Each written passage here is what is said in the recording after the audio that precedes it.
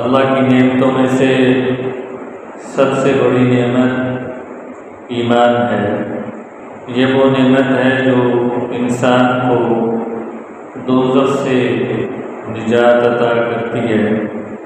یہ وہ نعمت ہے جو کمزور ایمان والے شخص کو اس دنیا سے بڑی جنت عطا کی جائے گی۔ حضرت ابو سعید خدری رضی اللہ تعالیٰ عنہ فرماتے ہیں کہ جب جنتیوں کو جنت میں اور دوزخیوں کو دوزخ میں داخل کیا جائے گا، اللہ فرمائے گا جس کے دل میں رائی کے دانے کے برابر بھی ایمان ہے اسے دوزخ سے نکال دیا جائے۔ چنانچہ ایسے لوگوں کو باہر نکالا جائے گا کہ جن کی حالت یہ ہوگی کہ وہ جل کر کوئلے کی طرح ہو گئے تھے، اور پھر ان کو نہر حیات میں ڈالا جائے گا۔ وہ ایسے ہوں گے جیسے دانہ اگتا ہے، ایسے تر و تازہ ہو گئے۔ حضرت ابو موسیٰ اشعری رضی اللہ تعالی عنہ سے ایک روایت منقول ہے، اس میں آتا ہے کہ جب دوزخی دوزخ میں چلے جائیں گے تو کافر دیکھیں گے کہ ان کے ساتھ دوزخ میں وہ لوگ بھی ہیں جو دنیا میں کلمہ پڑھتے تھے اور مسلمان کہلواتے تھے۔ وہ ان کو طعنہ دیں گے کہ تمہارے اسلام نے تمہیں کیا فائدہ دیا، ہم بھی دوزخ میں اور تم بھی دوزخ میں۔ تو وہ مسلمان وضاحت کریں گے کہ چونکہ ہم سے کچھ گناہ بھی ہو گئے تھے، ان کی سزا میں ہمیں دوزخ میں ڈالا گیا، اور ہمیں امید ہے کہ اللہ پاک ہمیں یہ سزا بھگتنے کے بعد دوزخ سے آزاد فرما دیں گے۔ چنانچہ اللہ پاک فوری طور پر ان مسلمانوں کے لیے حکم دیں گے کہ انہیں دوزخ سے آزاد کر دیا جائے۔ جب انہیں دوزخ سے نکالا جائے گا تو کفار ان کو جب دیکھیں گے تو حسرت سے کہیں گے اے کاش ہم بھی مسلمان ہوتے اور ہمیں بھی اس مصیبت کی جگہ سے نجات مل جاتی۔ اس کو اللہ پاک نے سورہ ہجر کی آیت جو خطبے میں تلاوت کی گئی اور اسی سے 14ویں پارے کا آغاز ہوتا ہے، ربما یود الذین کفروا لو کانوا مسلمین، کاش ہم مسلمان ہوتے، یہ حسرت کریں گے۔ ذرا غور کیجئے، بعض مفسرین نے یہ بات لکھی ہے کہ کافر یہ نہیں کہیں گے کاش ہم متقین ہوتے، کاش ہم خاشعین ہوتے، کاش ہم مجاہدین ہوتے، کاش ہم منفقین ہوتے یا مصلین ہوتے، کاش ہم متصدقین ہوتے، یہ نہیں کہیں گے، بلکہ یہ کہیں گے کہ اے کاش ہم مسلمین ہوتے، مسلمان ہوتے۔ اس سے آپ اندازہ لگا سکتے ہیں کہ صرف اسلام بھی اللہ پاک کی بہت بڑی نعمت ہے۔ الحمدللہ ہم کوشش کرتے رہتے ہیں اور کوشش کرتے رہنا چاہیے، زبان سے، قلم سے، دعوت سے سمجھا کر، بگڑے ہوئے مسلمانوں کو سمجھا کر کہ ارے صرف زبان کے مسلمان نہ رہو، عمل کے مسلمان ہو جاؤ، صرف ظاہر کے مسلمان نہیں بلکہ باطن کے مسلمان بن جاؤ، سیرت و کردار کے مسلمان بن جاؤ، یہ تلقین کرنی چاہیے اور اس کی کوشش بھی کرتے رہنا چاہیے۔ لیکن اس کے باوجود کلمے کو یا اسلام کو معاذ اللہ بالکل ایک حقیر چیز کے طور پر پیش کرنا یہ بالکل غلط ہے۔ نرا کلمہ بھی یہ اللہ پاک کی بہت بڑی نعمت ہے، مسلمان ہونا بھی اللہ پاک کی بہت بڑی نعمت ہے۔ اور جان لیجیے جس نے کلمہ پڑھا اور اسلام قبول کر لیا اور واقعی اس نے کلمہ دل سے پڑھا، وہ کتنا ہی گناہگار کیوں نہ ہو، کتنا ہی خطا کار کیوں نہ ہو، اس کے دل میں کہیں نہ کہیں ایمان کا نور چھپا ہوتا ہے، اور بعض اوقات وہ نور چہرے سے بھی ظاہر ہوتا رہتا ہے۔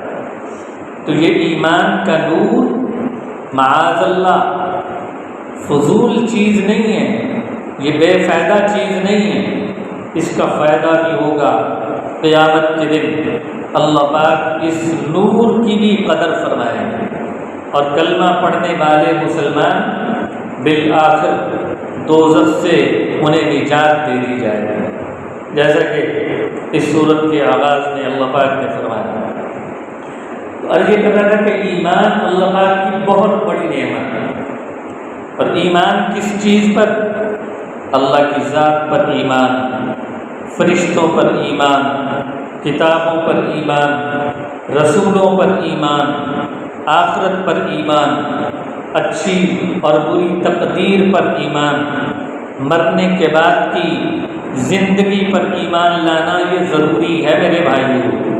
یہ ایمانیات ہیں، ضروریات دین بھی انہیں کہا جاتا ہے۔ اور قرآن کریم میں اللہ پاک نے 327 آیات میں ایمان کا ذکر کیا ہے، الفاظ بدل بدل کر، کہیں آمنو، کہیں تؤمنون، کہیں یؤمنون۔ اور سورہ بقرہ میں غالباً ایک جگہ اللہ پاک نے یوں فرمایا، یا ایھا الذین آمنوا آمنوا، اے ایمان والو ایمان لے آؤ، اے وہ لوگو جو ایمان لائے ہو تم ایمان لے آؤ۔ یہ خطاب ہم سے ہے، اے ایمان والو تم ایمان لے آؤ۔ جیسے فضیل بن عیاض رحمہ اللہ کا مشہور واقعہ ہے، ڈاکو تھے، چور تھے، اور ان کے کان میں یہ آیت پڑھی، أَلَمْ يَأْنِ لِلَّذِينَ آمَنُوا أَن تَخْشَعَ قُلُوبُهُمْ لِذِكْرِ اللَّهِ، کیا وہ وقت نہیں آیا کہ ایمان والوں کے دل اللہ کے ذکر کے سامنے جھک جائیں؟ یہ جب آیت ان کے کان میں پڑی تو فضیل بن عیاض نے یوں سمجھا کہ اللہ مجھے کہہ رہا ہے، اللہ مجھے کہہ رہا ہے کہ ارے فضیل، ابھی وہ وقت نہیں آیا کہ تم اللہ کے ذکر کے سامنے جھک جاؤ؟ تو پکار اٹھے کہ اے اللہ وہ وقت آ گیا، میں نے اپنے آپ کو تیرے سامنے جھکا دیا۔ تو کیا میں اور آپ یہ نہیں جان سکتے کہ اللہ مجھے کہہ رہا ہے کہ اے وہ لوگوں جو ایمان لائے تم ایمان لے آؤ؟ کیسے؟ تم ایمان ظاہر سے لائے ہو، اب ایمان باطن سے لے آؤ۔ تم ایمان قول سے لے کر آئے ہو، قول سے لائے ہو، اب عمل سے لے آؤ۔ ایمان کا دعویٰ تو ہر شخص کرتا ہے، جو اللہ کے ماں سوا کے سامنے سر جھکاتا ہے وہ بھی کہتا ہے میں مومن ہوں، جو قبروں کو سجدہ کرتا ہے وہ بھی کہتا ہے میں مومن ہوں، جو درختوں کے سامنے جھکتا ہے وہ بھی کہتا ہے میں مومن ہوں، جو حضور کی سنتوں کا مذاق اڑاتا ہے وہ بھی کہتا ہے میں مومن ہوں، جو حضور کی زندگی کا مذاق اڑاتا ہے اللہ کے حکموں کا مذاق اڑاتا ہے، قرآن کا مذاق اڑاتا ہے، وہ بھی کہتا ہے میں مومن ہوں، تو اللہ کہتے ہیں کہ اے وہ لوگوں جو ظاہر سے ایمان لائے ہو، اب باطن سے ایمان لے آؤ، جو قول سے لائے ہو عمل سے لے آؤ، عمل سے۔ تو پہلی چیز جو آیت شروع میں تلاوت کی، اللہ فرماتے ہیں من عمل صالحا من ذکر او انثى وهو مؤمن، جو نیک عمل کرتا ہے مرد ہو یا عورت، شرط یہ ہے کہ وہ مومن ہو۔ تو ایمان شرط ہے، تو پہلی چیز ایمان۔ دوسری چیز نیک عمل، اس کی قبولیت، نیک اعمال کی قبولیت بھی اخلاص کے ساتھ ضروری ہے کہ ایمان کے بعد نیک عمل جب انسان کر رہا ہے تو وہ اخلاص بھی ہو۔ محض نام و نمود، شہرت، دکھلاوا، نمائش سے کوئی عمل کرتا ہے تو وہ اللہ کے ہاں قبول نہیں ہے۔ ذی الحجہ کا مہینہ جو کہ شروع ہونے والا ہے، اس میں 2 ایسی عبادات ہیں جو منفرد شان رکھتی ہیں، ان میں سے ایک حج ہے اور دوسرا قربانی ہے۔ یہ ایسی عبادات ہیں جو اسی ماہ کے پہلے عشرے میں ادا کی جاتی ہیں۔